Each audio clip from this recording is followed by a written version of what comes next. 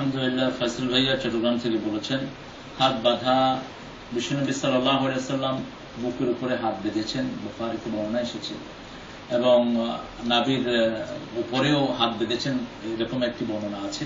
তবে বিশুদ্ধ হলো বুকের উপরে হাত বাঁধা, এখানে এইভাবে ডান হাতটা উপরে থাকবে আর বাম হাতটা নিচে থাকবে। অর্থাৎ আমাদের দেশের মেয়েরা যে হাতটা বাঁধে এটা হলো বেশি বিশুদ্ধ। তবে আবার বিভিন্ন মাযহাব মতে আমরা যদি মাযহাবে যাই, সকল মাযহাবের ইমামরাই হাদিস ফলো করেছেন, এবং সেজন্য আমরা যে কোনো একটা স্কুল অফ থটকে ফলো করলে সমস্যা নেই। আমাদের চারটা যে মাযহাব আমরা ধরি, প্রত্যেকটা মাযহাবই সহিহ হাদিসের কায়েল ছিলেন। প্রত্যেকে ইমাম আবু হানিফা সহ সবাই বলেছেন, ইযা সাহহাল হাদিস ফাহুয়া মাযহাবি, যেটা সহিহ হাদিস সেটাই আমার মাযহাব। আবার অনেকে হাত বাঁধেনও না। বিশ্বনবী সাল্লাল্লাহু আলাইহি ওয়াসাল্লাম একসময় অসুস্থতার কারণে হাত বাঁধতে পারেন নাই, সেই জন্য অনেকে হাত না বেঁধে আপনি মক্কা মদিনায় গেলে দেখবেন বহু মানুষ হাত বাঁধা ছাড়া এভাবে খোলামেলা নামাজ পড়েন।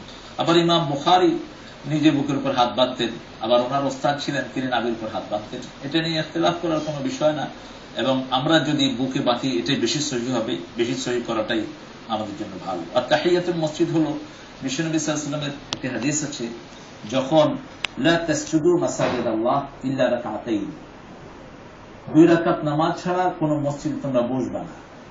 এই হিসাবে আপনি যখনই মসজিদে ঢুকবেন তখন 2 রাকাত নামাজ পড়বেন।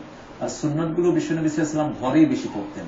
রাসূল সাল্লাল্লাহু আলাইহি ওয়াসাল্লাম মাগরিবের পরে 2 রাকাত সুন্নাত, সাহাবায়ে কেরাম বলেছেন আমরা দেখিনি রাসূল সাল্লাল্লাহু আলাইহি ওয়াসাল্লাম কখনো এটা মসজিদে পড়েছেন কিনা।